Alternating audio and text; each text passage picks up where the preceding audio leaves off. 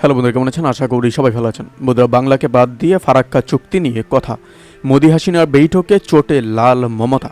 বন্ধুরা, অবশ্যই আমরা এই বিষয়ে বিস্তারিত আলোচনা করবো। তার আগে আপনি যদি এই চ্যানেল নতুন থাকেন, অবশ্যই চ্যানেলটিকে সাবস্ক্রাইব করে আমাদের পাশে থাকুন এরকম নিত্য নতুন রাজনৈতিক আপডেটগুলিকে সবার আগে পাওয়ার জন্য। আর বন্ধুরা, আপনারা কিন্তু সাইট থেকে কিন্তু রিডিং নিতে পারেন।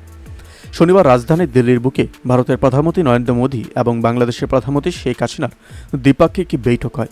সেখানে গঙ্গার জল বন্টন চুক্তি নবীকরণের জন্য যৌথ কারিগরি কমিটিতে এই সিদ্ধান্ত নেওয়া হয়েছে। পশ্চিমবঙ্গকে অন্ধকারে রেখে ফারাক্কা চুক্তি নিয়ে এমন গুরুত্বপূর্ণ আলোচনা হওয়ায় তীব্র আপত্তি জানিয়েছে তৃণমূল। এবার জানা গেল বিষয়টিতে খুশি নন রাজ্যের মুখ্যমন্ত্রী মমতা বন্দ্যোপাধ্যায়। টিএমসি শিবিরের দাবি, এমন দ্বিপাক্ষিক চুক্তি নিয়ে আলোচনা করার বিষয়ে রাজ্য সরকারের সঙ্গে কেন্দ্রের কথা বলা উচিত ছিল। তবে কেন্দ্র তেমনটা করেনি, বরং রাজ্য সরকারকে বাদ দিয়ে ফারাক্কা চুক্তির নবীকরণ সংক্রান্ত সিদ্ধান্ত নেওয়া হয়েছে। শুধু তাই নয়, তিস্তা নদীর ব্যবস্থাপন এবং সংরক্ষণেও বাংলাদেশকে সহযোগিতা করায় এদেশের তরফ থেকে আগ্রহ দেখানো হয়েছে বলে খবর। এই বিষয়গুলিতে আপত্তি রয়েছে রাজ্যের শাসক দল তৃণমূলে। জোড়াফুল শিবিরের একটি সূত্র বলছে, রাজ্যের সঙ্গে আলোচনা না করে এমন ধরনের চুক্তি এগোতে পারে না। এই চুক্তির গুরুত্বপূর্ণ অংশীদারও আমরাও।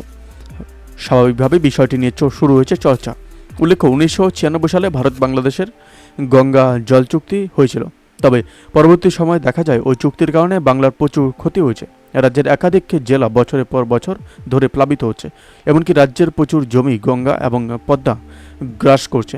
রাজ্যের অভিযোগ, বাংলাদেশের সঙ্গে চুক্তি করা হলেও তখন যেভাবে নিয়মিত গঙ্গায় ড্রেজিং করার কথা ছিল সেটা মানা হয় না। এমনকি রাজ্যকে চুক্তির টাকাও দেওয়া হয়নি।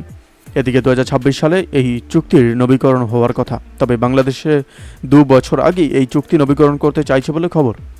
আর এতে আপত্তি রয়েছে মমতা বন্দ্যোপাধ্যায় সরকারের। সরাসরি এই নিয়ে আপত্তি না দেখানো হলেও বহুবার কেন্দ্রের ভূমিকা নিয়ে সরব হয়েছে টিএমসি। বাংলার পাশাপাশি 2017 সালে বিহারের মুখ্যমন্ত্রী নীতিশ কুমারও এই নিয়ে আপত্তি জানিয়েছিলেন।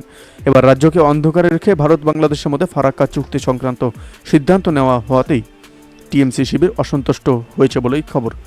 বন্ধুরা, এই আপডেট প্রসঙ্গে আপনাদের কি মতামত অবশ্যই আমাদের কমেন্ট করে জানাতে বলবেন না। ভালো থাকবেন, সুস্থ থাকবেন, ধন্যবাদ। দেখা হচ্ছে নতুন একটি ভিডিওতে। আপনাদের কি মত অবশ্যই আমাদের কমেন্ট করে জানাবেন।